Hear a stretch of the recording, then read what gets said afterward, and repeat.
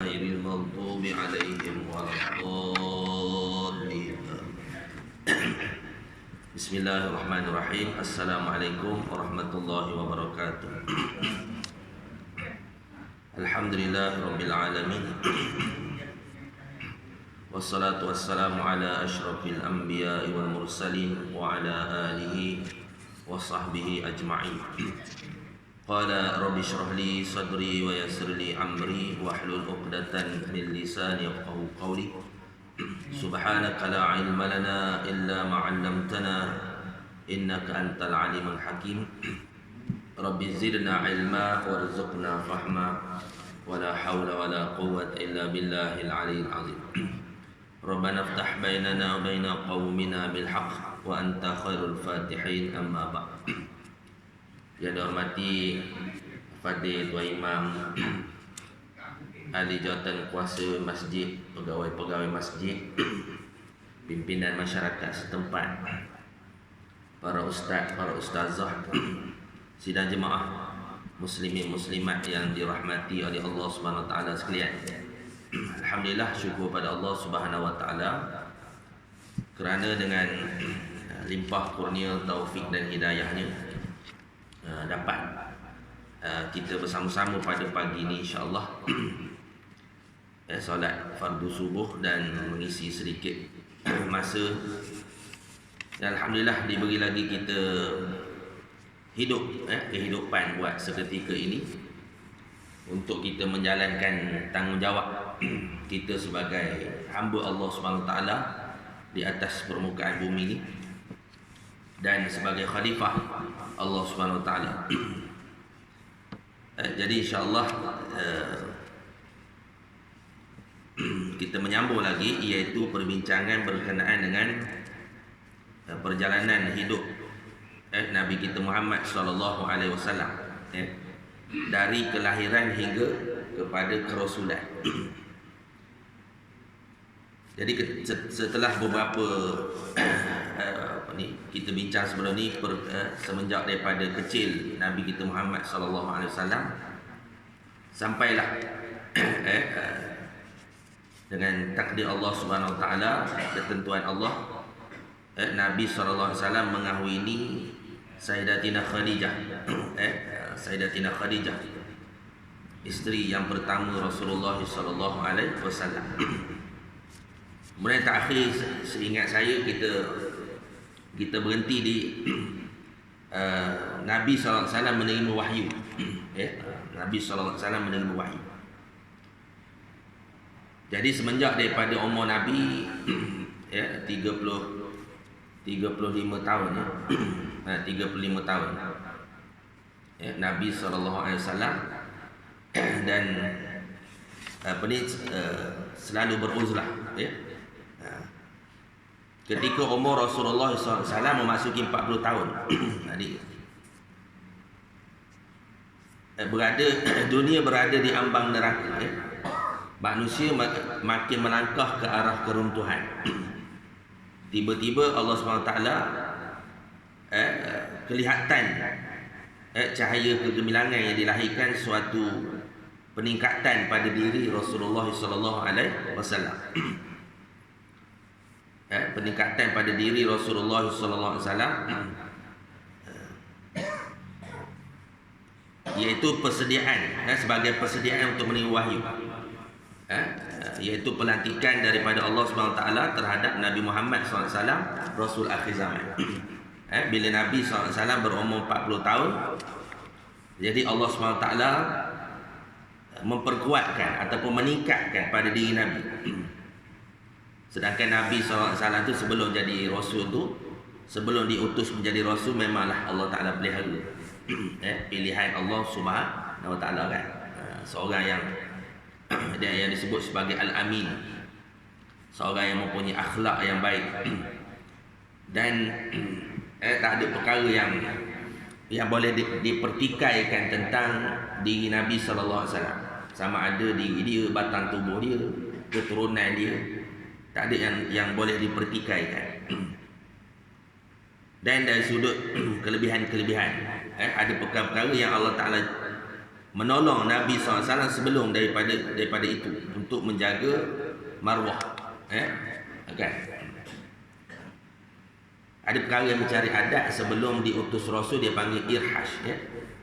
Adapun selepas daripada menjadi Rasul itu dia panggil mukjizat. Mukjizat untuk menguatkan hujah ataupun risalah yang dibawa oleh Rasulullah SAW.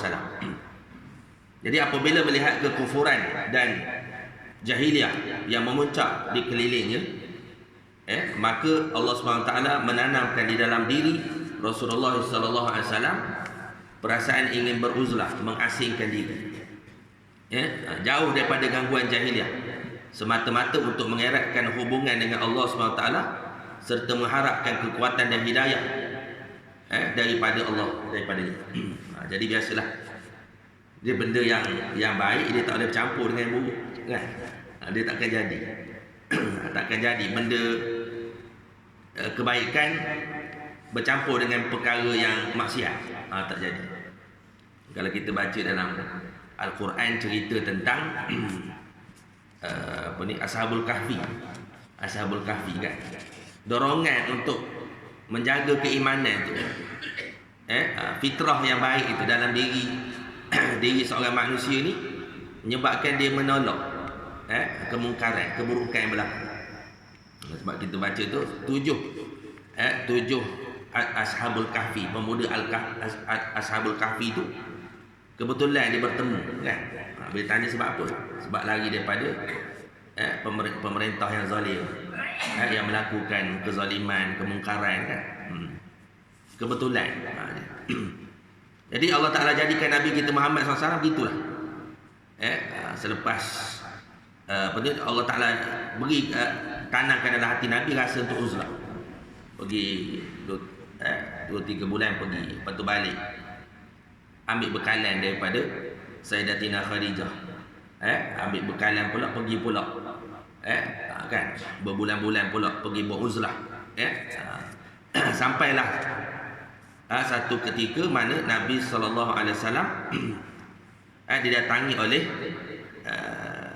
Jibril AS. Jadi Allah Ta'ala baginda sentiasa keluar dari Mekah dengan bekalan untuk beberapa hari yang disediakan oleh Ummul Mukminin Khadijah radhiyallahu anha menuju ke Gua Hira, yang berada di kemuncak bukit yang terpencil di kota Mekah Al-Mukarramah, sebut Jabal Nur, atas tu Gua Hira. Berulang-alik, kan, berulang-alik ambil bekalan, cukup bekalan untuk beberapa tempoh, naik, kemudian bila habis bekalan turun balik. Begitulah. Uzlah kita sekarang ni tak sampai lah tahap uzlah lagi, kan? Uzlah nak lari ke gua-gua belum lagi lah. Cuma sekarang ni kita disebut dalam kitab ulama-ulama cerita tentang uzlah ni, masih lagi ada ruang-ruang dakwah, masih lagi ada suasana agama. Esok dah sampai maksiat, dah berluasa sangat. Sekarang ni bukan kata tak ada maksiat di akhir zaman kita ni. Zaman kita ni dua-dua ada, antara kebangkitan Islam dengan kemungkaran berluasa, kan? Dalam masa yang sama kita tengok dari satu sudut Islam bangkit, suasana beragama pun dah meluas, kan? Kalau kita tengok di bandar-bandar.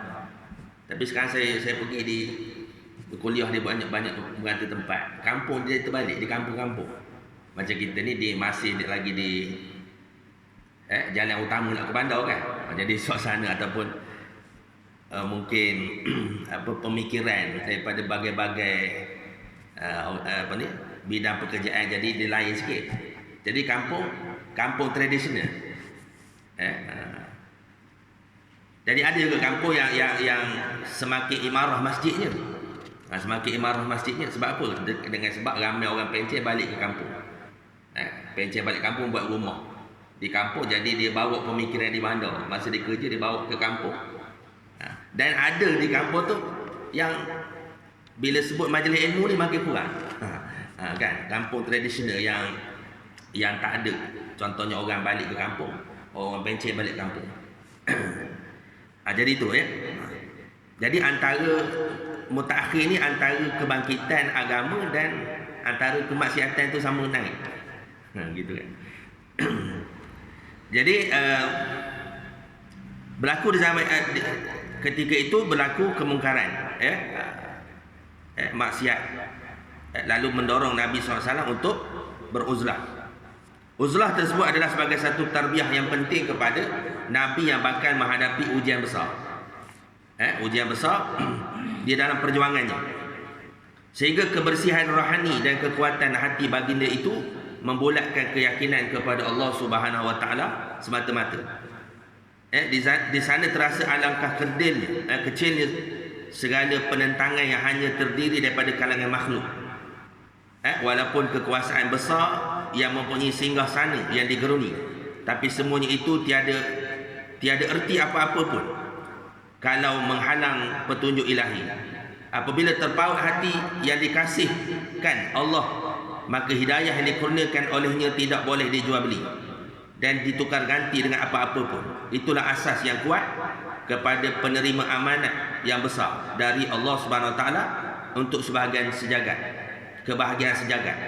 Sudah pasti di sana juga membawa erti menerima cabaran hebat dari jahiliah yang sedang memuncak di seluruh dunia. Jadi bukan saja dalam keadaan di Jazirah Arab ketika itu, tapi kuasa besar dunia. Macam kita sekarang, kuasa besar dunia. Mana kita ni Islam duduk tengah-tengah.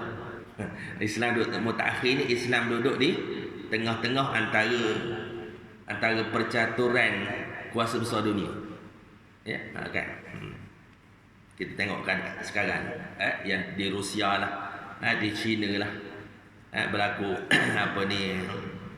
bagai-bagai keadaan yang berlaku di Laut Cina Selatan lah, macam-macam kan. Kita ni di antara dua kuasa besar dunia, Blok Timur dan Blok Barat. Sama di zaman Rasulullah SAW ada kuasa besar dunia, iaitu Rom dan Parsi, kan. Di samping juga cabaran daripada dalaman, cabaran daripada dalaman iaitu kaum musyrikin itu sendiri, kan, musyrikin Mekah. Jadi sebelum daripada itu Allah Ta'ala menguatkan hati dengan hubungan kerohanian. Ini menunjukkan bahawa sebelum kita nak memperjuangkan Islam, sebelum kita nak menegakkan agama Allah SWT, menjalankan sunnah Rasulullah SAW, hubungan kerohanian itu penting, ya, dengan Allah SWT. Bantuan daripada Allah.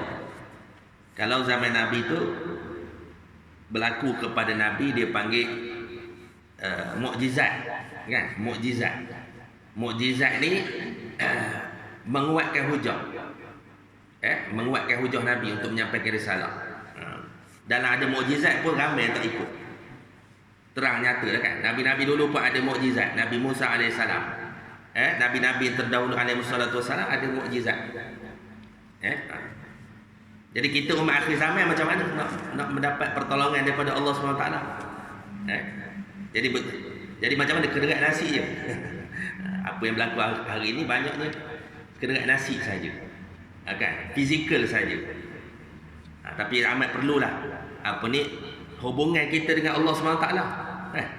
Umpama Nabi SAW. Jadi mukjizat ni memang tidak diberilah pada selain daripada Rasul. Tak diberi mukjizat. Jadi bagi umat Nabi Muhammad ni apa? Dipanggil berlaku bagi orang yang beriman, bagi para awliyaillah, antaranya karamah, kan? Karamah maunah, kan? Karamah maunah. Jadi kalau berjuang dengan tenaga saja, dengan akal fikiran saja, tanpa ada pergantungan dengan Allah, tanpa nusrah daripada Allah SWT, Islam tak akan berjaya. Benar. Kekuatan dari satu kekuatan jasmani pun tak kuat, kan? Umat Islam dengan makanannya, kan, pemakanannya. Orang Yahudi dia beri umat Islam fast food. Orang Yahudi, kan, tapi orang Yahudi anak-anak dia tak beri makanan fast food. Dia beri makanan-makanan sunnah, ya, kismis, kan, apa ni kurma, kan, bagi makanan. Kita dia minum susu kambing, kita minum susu lembu. Susu lembu Dutch Lady. Susu lembu segera, kan. Maknanya kita dari sudut jasmani pun satu dilemahkan oleh musuh-musuh Islam.